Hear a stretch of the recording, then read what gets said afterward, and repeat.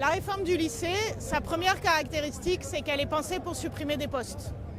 Et on le voit très concrètement dès cette rentrée, alors même que l'administration a préservé les moyens des lycées pour faire passer la réforme.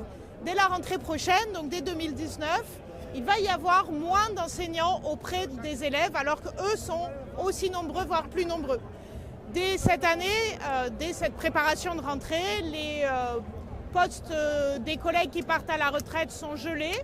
On commence à avoir des suppressions et on sait que la réforme montant en puissance, les suppressions de postes vont se multiplier dans les années qui viennent.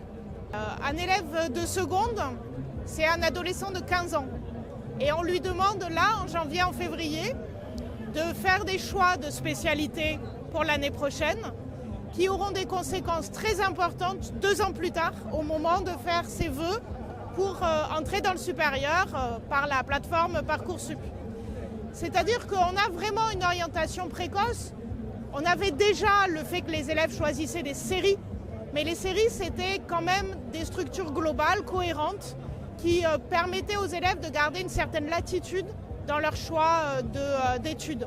Alors que là, le choix des spécialités va déterminer les études qu'ils vont pouvoir faire. La disparition des séries, ça veut dire que les programmes des différentes disciplines ne sont plus mis en cohérence, ne sont plus reliés entre eux.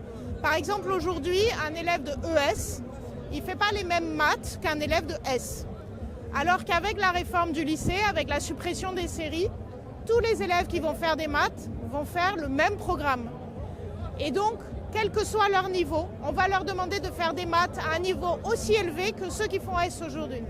C'est une façon d'évacuer, de laisser sur la touche les élèves qui pourraient faire des maths, qui en ont besoin pour leurs études, mais qui n'ont pas ni le goût ni le niveau d'en faire comme en font aujourd'hui les S. Alors il pourrait y avoir au sujet de la voie technologique une illusion, c'est que la réforme ne la transforme pas beaucoup.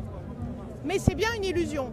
Et nous sommes très inquiets du devenir de la voie technologique parce qu'avec la suppression des enseignements de découverte obligatoires en seconde, on s'attend à ce qu'un très grand nombre d'élèves ne découvrent pas la voie technologique en seconde et donc s'en détournent, ne cherchent pas à y entrer. Je pense à la STI 2D, mais aussi à la ST2S. Ce sont des voies de réussite aujourd'hui pour des élèves qui peuvent faire des études, qui peuvent avoir le bac, mais qui sont moins à l'aise avec l'abstraction. Et on a l'impression que cette réforme est en train de vider la voie technologique de ses principaux viviers. Cette réforme, elle rapproche le système éducatif français, le lycée français, du modèle qui prédomine au niveau européen aujourd'hui, avec justement ce tronc commun, ces enseignements de spécialité, mais surtout avec l'idée que le lycée n'a vocation à accueillir que les élèves qui vont faire des études longues.